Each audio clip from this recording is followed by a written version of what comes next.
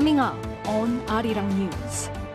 Following the AI Seoul Summit, global leaders adopt the Seoul Declaration, setting the world's common norms in artificial intelligence to ensure safety, innovation, and inclusivity for human well-being and democracy. The South Korean government says they're willing to hold talks in any form and whenever with the doctors, but without any unrealistic conditions, including a complete reevaluation of the medical school admissions hike. From a 76-year-old YouTuber in the US invited by his favorite artist, IU, to classmates visiting their graduation trip destination 20 years later, the Korea Invites You program welcomes dozens of participants from around the world who have a deep love for and interest in Korea.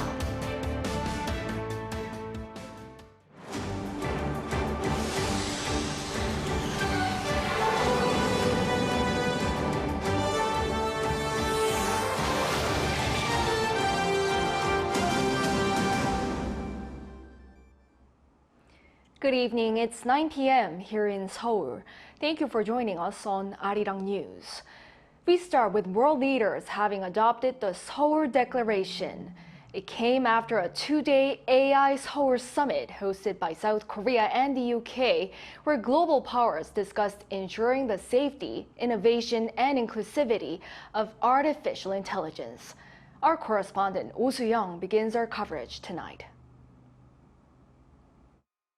South Korea, the United Kingdom, the United States and other world powers have called for stronger global cooperation to advance safety, innovation and inclusion in artificial intelligence to further human well-being and democratic values. This came in a joint Seoul Declaration following the AI Seoul Summit co-hosted by South Korea and the UK. On Tuesday evening Seoul time, President Yoon and British Prime Minister Rishi Sunak chaired the first closed-door session online, attended by the leaders of the Group of 7 nations and Singapore, and the Vice Presidents of the United States and the European Commission. In his opening remarks, Yoon said that given the hyperconnectivity and borderless nature of the digital space, the world needs common digital norms to first ensure the safety of AI, minimizing the potential negative impact on societies, and protecting well-being and democracy. He also called for free and open innovation to stimulate economic growth and tackle global problems like climate change, as well as to ensure all people benefit from the technology. Such points were reflected in this Seoul Declaration reached by the participating countries and Australia. That document calls for enhanced cooperation on governing AI to mitigate risks, while promoting democratic values, human rights, the rule of law and fundamental freedoms. It also raises the need for policy and governance frameworks that support socio-cultural and gender diversity, contribute to sustainable development and help bridge the digital divide. To increase the shared understanding and design of such frameworks, a separate Seoul Statement of Intent builds on previous commitments to strengthen global research collaboration on AI safety. The two-day Seoul Summit is a follow-up to the first AI Safety Summit held in England's Bletchley Park last year, where 28 governments recognised the significant challenges posed by AI, including in cybersecurity, biotechnology and the dissemination of misinformation. While 10 countries and the European Union adopted the Seoul Declaration, Yoon noted it was reached by the heads of state and government, marking an upgrade from last year's ministerial Bletchley Declaration. It also expanded the scope of focus from AI safety to include innovation and inclusivity. Recognising the need to engage the core developers of AI, the summit also included leaders of 11 IT giants, including Samsung Electronics, Naver, Amazon, Microsoft, Meta and X, who agreed to adopt the voluntary AI safety commitments to prevent AI-related risks.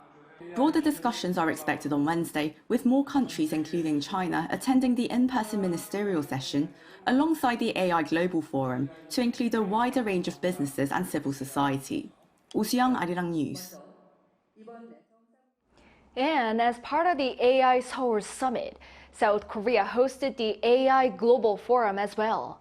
There was also an AI Seoul Summit ministerial session held behind closed doors. So what are the takeaways from the science industry's top delegates and business circles from around the world? Our Yoon brings us the story. Held in collaboration with the AI Seoul Summit, the AI Global Forum hosted by the South Korean government brought together top officials, leading industry experts, and academic representatives from various nations. In the first session at the Korea Institute of Science and Technology in Seoul on Wednesday, experts discussed the future direction of global AI governance. For instance, how can the side effects of the technology be managed? Experts say that society will need to adapt to more capable AI systems. Fraud and cyber attacks, for example, could become more commonplace. What we'll need to do is we'll need to have things like spam filters, but on your phone. But I think these sort of adaptation interventions won't be enough.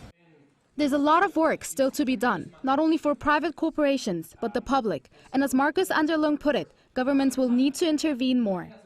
Big companies that have the power to utilize customer data for commercial purposes talked about how they safeguard consumer privacy. We are based on the usual agreement. So that means private blog data did not use for our training. Internet conglomerate Naver added that it is willing to further establish guidelines in collaboration with the government. Session 2 focused on integrating AI into the public sector and spreading the benefits with the world. Communications giant KT demonstrated what it's working on as part of its social responsibilities. First of all, we have developed Senior Well-being Service, which uses AI to monitor the health and safety of elderly citizens. However, experts say when developing AI opportunities, the needs of the target region should be considered as they may differ. Meanwhile, at the convention hall, the AI Seoul Summit ministerial session was held behind closed doors. This year's AI Seoul Summit, hosted by South Korea and the UK, conducted a private ministerial session, building upon the foundational discussions from Tuesday's leaders session and the first AI Safety Summit that was hosted last year by the UK. The session was co-chaired by Lee Jong-ho, South Korea's Minister of Science and ICT, and Michelle Donnellan, the United Kingdom's Secretary of State for Science of Innovation and Technology. Key figures of the industry took part in in-depth discussions on AI innovation, safety, and sharing the benefits. Through this forum, it was reaffirmed that South Korea has the capability and leadership to set agendas on the international stage. The minister added that South Korea will continue to collaborate with the global community to develop AI governance and safety. Yoon, Arirang News. President Yoon Suk-yeol is set to host the President of the United Arab Emirates, Sheikh Mohammed bin Zayed Al Nahyan, for a state visit next week. This will be the first state visit to the country by a UAE president. According to the top office on Tuesday, the two leaders will discuss ways to strengthen cooperation and deepen the special strategic partnership in various fields, including economic investment, energy, defense, and advanced technology. President Yoon visited the UAE for a state visit in January 2023, where the UAE pledged a $30 billion investment into South Korea. Sheikh's state visit was initially scheduled for October last year, but was delayed due to the conflict between Israel and Hamas. Ahead of the trilateral meeting between leaders of South Korea, Japan, and China that will likely take place this weekend, top diplomats of Seoul and Tokyo held phone talks and discussed the upcoming summit. South Korea's Foreign Minister Cho Tae-yeol told his Japanese counterpart Yoko Kamikawa that he had candid talks with China during his visit to Beijing last week and said the two countries agreed to manage stable bilateral relations. He also expressed hopes for stronger momentum regarding relations with Japan that was gained through last year's close communication between their leaders. In response, Kamikawa agreed they should cooperate closely to successfully hold the Korea-Japan-China summit. Rare images have been captured of North Korean leader Kim Jong-un's portrait hanging alongside those of his father and grandfather. The South Korean government says this appears to be part of Kim's attempts to reinforce the cult of personality in the regime. Our North Korean affairs correspondent Kim Jong-sil reports. The portraits of 3 generations of leadership in North Korea hanging on the wall have been spotted at a new school in Pyongyang during its opening ceremony. North Korea's state-run Korean Central News Agency reported this on Wednesday in its coverage of the event. The portraits of the 3 leaders from the Kim family can also be seen hanging above the blackboards in the school's classrooms. There were times when either Kim Jong-un's portrait was hung alone or those of his father and grandfather were. But this is one of the rare moments when all 3 were hanging side by side. Experts said the motive behind the display could have something to do with Kim's leadership recently facing difficulty due to him going against his predecessor's doctrine, which might have confused the population. I think it came as a big burden when he made a statement that said that in North Korea's policy, there's not going to be any unification because you try to erase the footprints of the predecessors, his grandfather and father. Professor Kim added there could be a clear statement behind the hanging of the portraits together. He wants to portray, impart this message that it's not like he's going to eliminate footprints, heritages of his predecessors.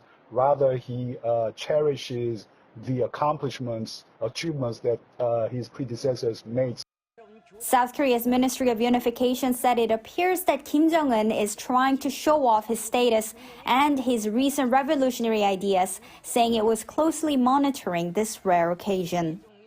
Kim Jong-sil, Arirang News. Russia has started exercises simulating the launch of tactical nuclear weapons, as earlier announced by its authorities. It's seen as Moscow sending a message toward the West amid the war in Ukraine.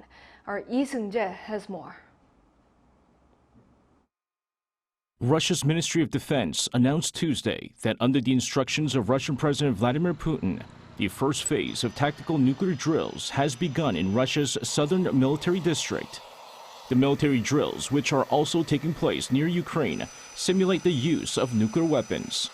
The move is a response to what Moscow says are threats from the West and a message not to escalate tensions any further. The ministry explained that the tactical nuclear drills include training using the Iskander short-range ballistic missiles and the Kinzhal hypersonic missiles, which are capable of carrying nuclear warheads.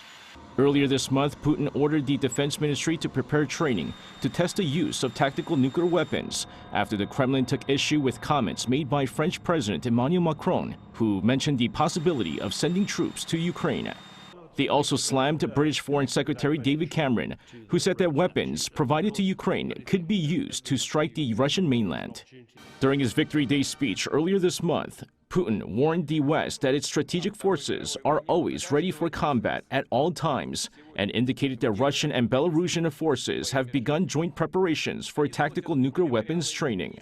Russia's defense ministry on Tuesday released footage showing trucks carrying missiles to a field where launch systems had been set up. The military drills are taking place in Russia's southern military district in Rostov-on-Don, near the Ukrainian border, as well as the Donetsk, Luhansk, Zaporizhia, and Kherson regions, which Russia claims were newly incorporated during its special military operation against Ukraine. Lee Seung-jae, Arirang News. Tens of thousands of Iranians gathered in Tehran to mourn the late president and other officials who died in a helicopter crash over the weekend. Although many turned out to mourn the late president, the sudden death sparked mixed reactions in Iran. Our Pei Eun-ji has the details. Mourners in black gathered in Tehran on Wednesday, some holding photos of the late president Ebrahim Raisi. Raisi's body was flown in from Tabriz, the closest major city to the remote crash site. Iran's supreme leader, Ayatollah Ali Khamenei, attended the funeral and performed prayers. Hamas chief Ismail Haniyeh and top leaders of Iran's paramilitary Islamic Revolutionary Guard Corps were also at the funeral. It took place after Iran on Monday declared 5 days of mourning. Although many Iranians are mourning the late president, his death comes amid widespread public anger over worsening living standards and tightening political control. The New York Times said some even welcomed the loss, as the 63-year-old was seen as a key figure who oversaw the executions of dissidents and used violence to suppress and kill protesters. The BBC also reported that there was a sharp contrast in the reactions, with opponents celebrating Raisi's death as good news, but added many Iranians do not believe much will change, as the country's supreme leader holds ultimate power. Raisi was known for enforcing brutal crackdowns on protests over repressive laws, such as the mandatory hijab rules. Mass protests went on for months in Iran starting in late 2022 over the death of a 22-year-old woman, Mahsa Amini, who had been detained over allegedly not wearing a hijab. Following Raisi's death, there were jokes and sarcastic comments on social media, as well as photographs of protesters who were killed or maimed 2 years ago. Videos of fireworks in several cities across Iran were seen online, and some posted videos of themselves dancing in the streets. Raisi's body will be transferred to his hometown of Mashhad in eastern Iran for burial on Thursday. Peunji, Arirang News. Now moving on to the medical dispute in South Korea. The government says they're willing to hold talks in any form and whenever with the doctors, but without any unrealistic conditions. This comes as one of the country's largest doctors groups expressed a willingness to engage in conversation with the government. Our Lee Soo-jin tells us more. While the South Korean government and the medical community agree that communication is necessary, the ongoing rift continues as both sides remain at an impasse. The Korean Medical Association, along with other doctor organizations as well as medical school professors, held a closed-door meeting on Wednesday afternoon to discuss the ongoing medical dispute. Junior doctors, however, did not participate. While the exact details of the meeting have not been revealed, the KMA spokesperson said that they are ready to engage in talks with the government. The second Vice Health Minister, Park Min-soo, responded by saying that the government is also willing to engage in talks, but stressed that the government is unable to accept what he called unrealistic conditions set forth by the medical community, which include a complete re-evaluation of the admission quota plan. Since they've said that we will once again try contacting them and try to set up a date to hold talks. We hope that they are willing to hold talks without any conditions. We once again stress that the government is willing to hold talks in any form whenever. A willingness to engage in talks whenever, as long as the medical community presents a reasonable and unified plan, was echoed by Prime Minister Han Duck-soo in a meeting held earlier in the afternoon. But it remains unclear whether this recent development will lead to a breakthrough, because as of Monday, only 5.1% of the total junior doctors in the nation returned to work, despite it marking 3 months since their absence began. Under the relevant law, junior doctors are only allowed up to 3 months off to qualify for the specialty certification exam the following year. Prime Minister Han also said that 16 out of the 32 medical schools have completed amendments to their medical school admission plans for next year, with the government also pledging to work closely with the remaining schools. The Korean Council for University Education will hold a University Admissions Committee meeting this week where it will review and approve the amendments submitted and announce the new admission guidelines next week. And to address the ongoing shortage of doctors at hospitals, the Prime Minister also pledged to dispatch 120 more doctors from military hospitals starting Thursday, in addition to the 427 military and public health doctors that have already been deployed. Lee Soo-jin, Arirang News. On the cultural front, with this year being Visit Korea Year designated by the government, there's much to enjoy if you're interested in visiting the country. As part of the project, the Korea Invites You program welcomes dozens of participants from around the world who have a deep love for and interest in Korea. Our cultural correspondent Song Yu-jin brings you this story. It's a dream come true for Zevra Ted, a 76-year-old YouTuber and former programmer. Popular for his Korean drama reviews and songs by his favorite artist, IU, which led IU to invite him to a concert in July, Zev is currently visiting Korea. Though he's visited Korea before, this trip is particularly special. I can't tell you how happy I am. I'm absolutely thrilled. You know, I got here at 4:30 in the morning this morning, so but I'm too excited to go lie around in a hotel room. Okay, they said, oh, take a rest and come for the luncheon. No, I'm not going to miss anything. It's Zev is among the 49 invitees in the Korea Invites You program organized by the Culture Ministry and the Korea Tourism Organization. So among the more than 77,000 applicants from 185 countries and receiving recommendations from overseas branches of the Korea Tourism Organization, 49 people were chosen for the Korea Invites You program, a 5-day trip to Korea where they'll get to experience Korean culture firsthand. We organized this program as part of the 2023 to 2024 Visit Korea year. Our goal was to invite people from around the world who have a deep love and interest in Korea, as well as those with unique stories connected to our country.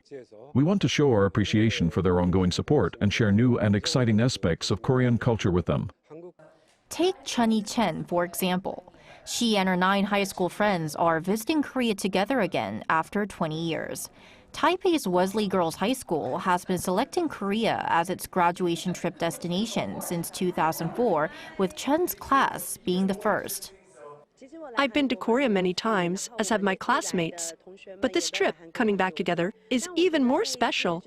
Many places have changed a lot since we last visited, so we're experiencing a lot of the current Korean culture. We wore hanbok 20 years ago and will do so again tomorrow. We're really looking forward to it. After a welcoming ceremony on Tuesday, the group headed to 1 Million Dance Studio, the largest of its kind in Korea. There, they learned K-pop dance moves from chief choreographer Choi Young-jun. It was an unforgettable moment for Alex, one of Malaysia's biggest social media influencers with over 6 million followers on TikTok. Known for his K-pop dance covers, he was even named one of the best dancers of the day. I think K-pop has one of the best choreography and dance paired together. So I just started covering in my bedroom alone with my camera in front. So to be able to stand here and learn the choreography from the choreographer himself was really meaningful to me because he represents everything that I've been standing for and my whole content as a general. And I think it'll mean a lot to my followers as well. The day wrapped up with chimek, chicken, and baekju, which means beer in Korean. Participants enjoyed the beloved Korean combination of crispy fried chicken, fresh draft beer, and the traditional rice wine makgeolli, toasting their future adventures in Korea. I'm half Korean. My mother is Korean, my father is English. And my special story with Korea is that I have learned so much about my culture through promoting it online, and I want to share that love with my followers. I host events, I do supper clubs, I teach people about hanbok and the history of Korean food and culture. And in doing that, I've learned more myself about Korean culture. The group will split into 5 subgroups, each exploring different themes like Korean culture, food, and wellness, before heading home on Friday. 송유진, Arirang News.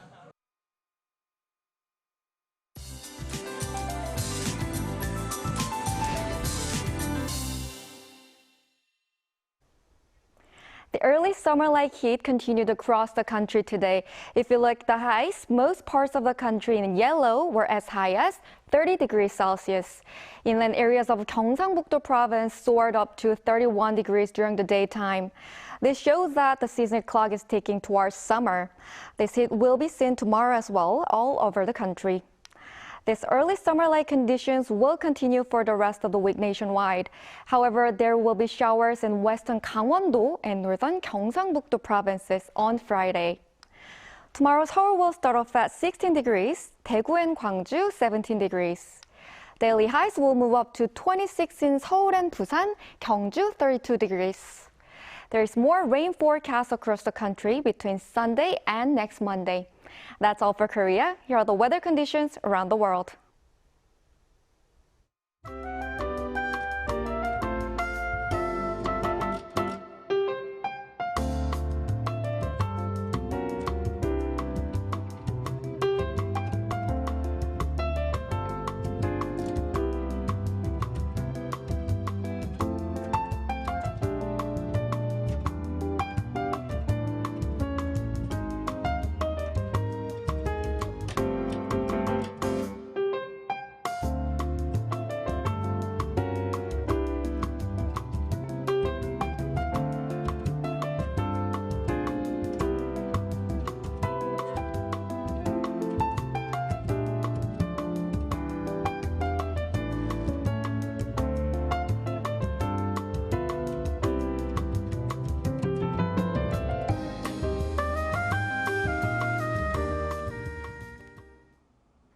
Well, that is all for this newscast tonight. Thank you for watching. We'll be back with the latest news at 9 a.m. tomorrow with New Day at Arirang. Good night.